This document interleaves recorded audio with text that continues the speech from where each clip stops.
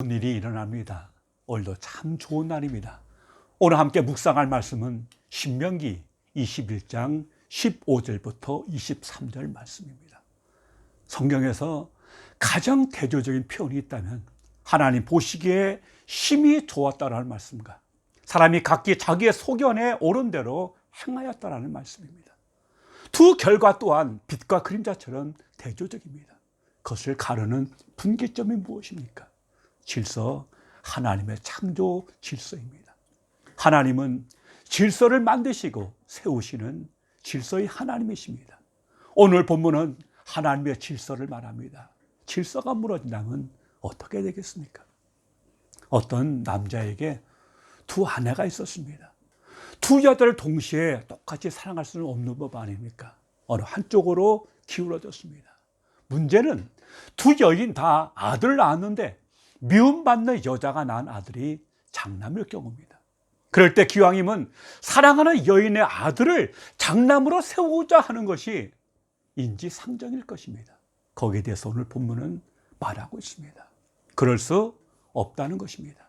미움받는 여인의 자식이 불이익을 당하기 때문입니다. 오늘 본문은 장자의 권한이 아버지의 선택에 의해서 좌우되는 것을 금합니다.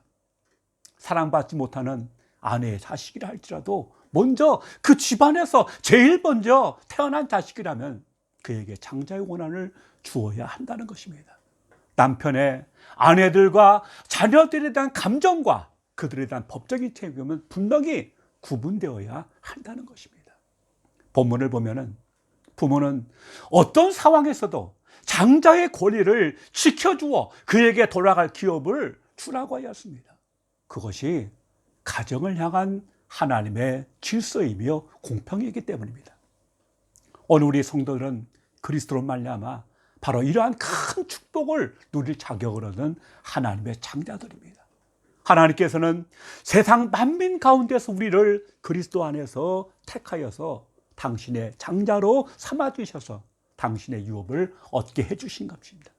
사도 바울은 갈라디아서 3장 29절에서 이를 분명하게 밝히고 있습니다. 너희가 그리스도께 속한다면 곧 아브라함의 자손이요 하나님의 약속의 유업을 이을 자니라. 참으로 우리 성도들은 세상 사람들이 탐낼 만한 하나님의 유업을 이을 영적 참 장자의 직분을 갖게 되었습니다. 물론 그렇다고 해서 우리가 그리스도보다 앞선 장자가 되었다는 말은 아닙니다. 그리스도는 하나님의 유일한 독생자여 참 장자이시며 우리는 그리스도로 말미암아 하나님의 양자로 입양되었을 뿐입니다. 따라서 그리스도께서는 당연히 우리 앞에 선 참 장자이십니다. 다만 우리가 하나님의 유업을 이을 자라는 점에서 우리는 하나님의 유업을 얻지 못할 세상 사람들에 대해서 하나님의 장자라는 말입니다. 우리 성도들은 하나님의 유업을 잇도록 하나님께서 세상으로부터 구별해 주신 하나님의 장자들입니다. 오직 은혜로 영적 장자가 된 성도에게 필요한 것은 하나님의 공평과 정의를 붙들고 부르심에 합당한 삶을 사는 것입니다.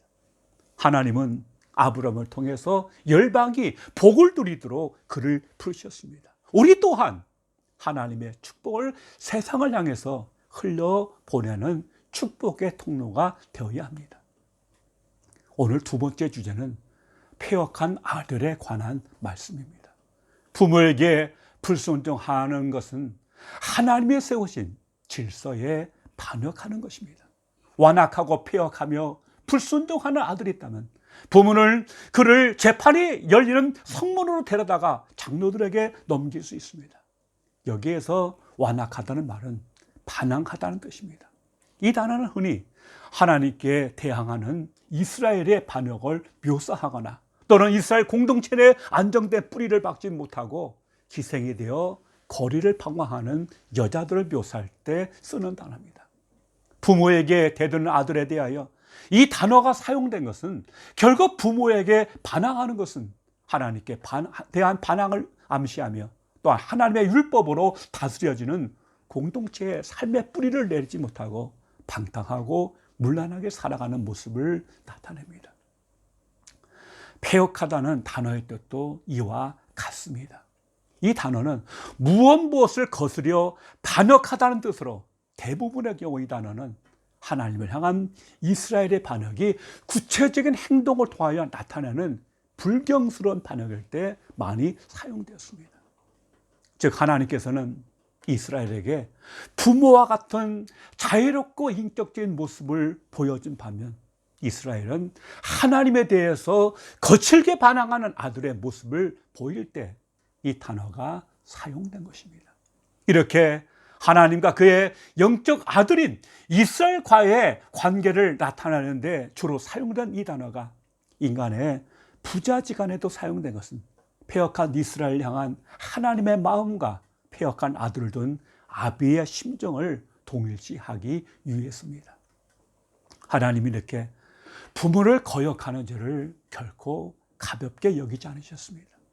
이런 모든 율법의 근간이라 할 수 있는 10계명 가운데서도 부모를 공경하는 계명을 하나님에 대한 계명인 1계명부터 4계명에 이어서 사람에 대한 계명 가운데 제일 첫 계명인 제5계명으로 주신 것을 보더라도 알 수 있습니다. 더욱이 부모를 거역함으로 가정의 질서를 파괴하는 것은 곧 사회 질서를 파괴하는 엄청난 결과를 낳습니다. 사회 구성의 가장 기본적인 단어인 가정이 파괴되면 그 사회는 제대로 유지될 수 없기 때문입니다. 21절에 이같이 하여 너희 중에 악을 제하십니다.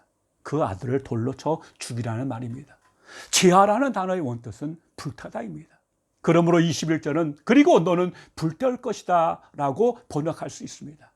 신명기에서 불은 하나님의 임재를 나타내는 상징으로서 의롭고 깨끗게 하시는 하나님의 본질을 잘 보여줍니다.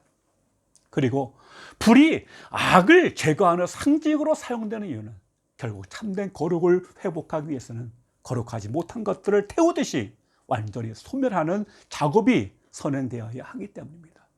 따라서 불은 하나님의 심판인 동시에 하나님의 거룩함의 회복의 상징으로 사용된 것입니다.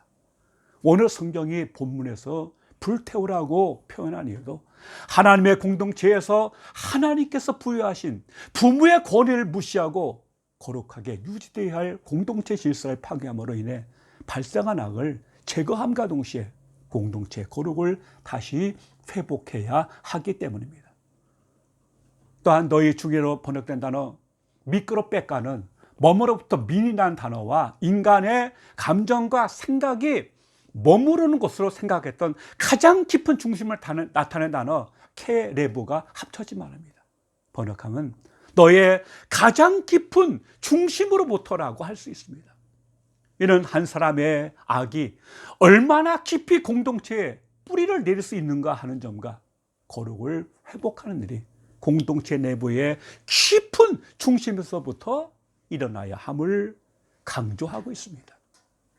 세제로 살펴볼 것은 22절로 23절로 사람이 만일 죽을 죄를 범함으로 내가 그를 죽여 나무 위에 달거든 그 시체를 밤새도록 두지 말고 당일에 장사하라는 말씀입니다. 사형당한 사람을 나무 위에 둔다는 것은 죽은 자의 죄상을 알리고 다른 사람에게 율법을 어기는 죄에 대한 경각심을 일깨워주기 위한 것입니다. 한마디로 죽은 자를 더 수치스럽게 만든 것입니다. 중요한 것은 나무에 달린 것은 하나님께 저주받았음을 상징한다는 사실입니다. 그런데 성경에는 그렇게 나무에 달려 죽은 분이 계십니다. 바로 우리 주 예수 그리스도이십니다. 그렇다면 예수님은 왜 이런 저주받은 형벌을 당하셨을까요? 그것은 바로 우리를 위해서입니다. 그리스도께서는 죄와 무관한 분이셨지만 우리를 죄에서 구속하시기 위해서 대신 십자가에 달려 하나님의 저주를 감당하신 것입니다. 이 사실을 이사야는 이렇게 증언했습니다. 우리는 다 양 같아서 각기 제 길로 가거늘 여호와께서는 우리 무리의 죄악을 저에게 담당시키셨도다. 죄란 하나님의 창조 질서를 거스르는 걸 말합니다. 인간은 죄를 택했고 그 결과 혼돈과 저주와 영원한 사망이 온 것입니다. 죄 없으신 그리스도께서 저주를 받으신 것은 온갖 죄로 인해 저주 아래 있는 인간을 대신하여 받으신 것입니다. 그는 우리를 하나님께로 인도하시기 위해서 우리가 하나님께로부터 받아야 할 저주를 대신 홀로 당하시고 더 이상 우리에게 저주가 머물러 있지 않도록 하신 겁니다. 그러므로 그리스도의 저주받으심은 우리에게 하나님의 축복을 회복시켜주는 길이 되었습니다. 이것을 잘 묘사한 것이 갈라디아서 3장 13절 말씀입니다. 그리스도께서 우리를 위하여 저주를 받은 바 되사 율법의 저주에서 우리를 속량하셨으니 기록된 바 나무에 달린 자마다 저주 아래 있는 자라 하였습니다. 기도하겠습니다. 아버지 하나님, 하나님의 창조 질서를 거스려 죄와 사망과 저주를 자청한 인간을 위해서 대신 십자가에서 저주를 담당하셔서 우리로 축복을 회복하며 하나님의 자녀의 은혜를 회복시켜 주신 주의 사랑에 감사합니다. 그 사랑, 그 은혜 우리가 마음에 간직하고 하나님 이 땅에 장자로 축복을 흘려보내는 하나님의 삶들 되게 하시고 이 땅에 하나님의 질서가 새롭게 형성되는데 복되게 쓰임받는 하나님의 사람들 되게 하여 주시옵소서. 예수님 이름으로 기도하옵나이다. 아멘.